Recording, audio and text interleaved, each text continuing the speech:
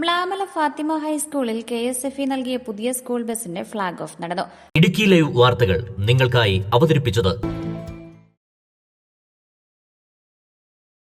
മ്ലാമല ഫാത്തിമ ഹൈസ്കൂളിലെ കുട്ടികളുടെ സ്വന്തമായൊരു സ്കൂൾ ബസ് എന്ന ദീർഘകാലത്തെ സ്വപ്നം KSFEയുടെ സാമൂഹിക പ്രതിബദ്ധത ഫണ്ടിലൂടെ സാക്ഷാത്കരിക്കപ്പെട്ടത്.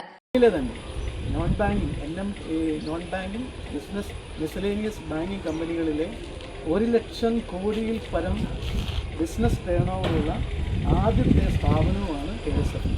സ്വദേശി സമ്മാൻ ഉൾപ്പെടെ നിരവധി സമ്മാനങ്ങൾ ലഭിച്ചു. അപ്പോൾ ഒരു സർക്കാർ ഉടമസ്ഥയിൽ തന്നെ അങ്ങനെ ഒരു പൊതുമേഖലാ സ്ഥാപനം ഭംഗിയായിട്ട് മുൻപോട്ട് പോകാൻ കഴിയും തെളിയിക്കാൻ KSFEക്ക് സാധിച്ചു.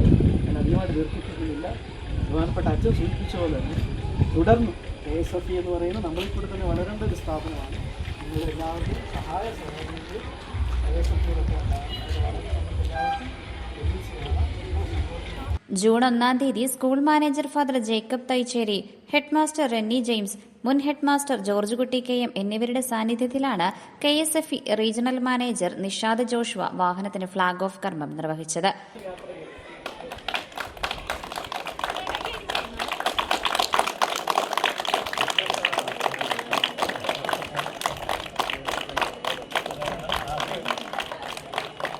അധ്യാപകരും വിദ്യാർത്ഥികളും ചടങ്ങിൽ സന്നിഹിതരായിരുന്നു.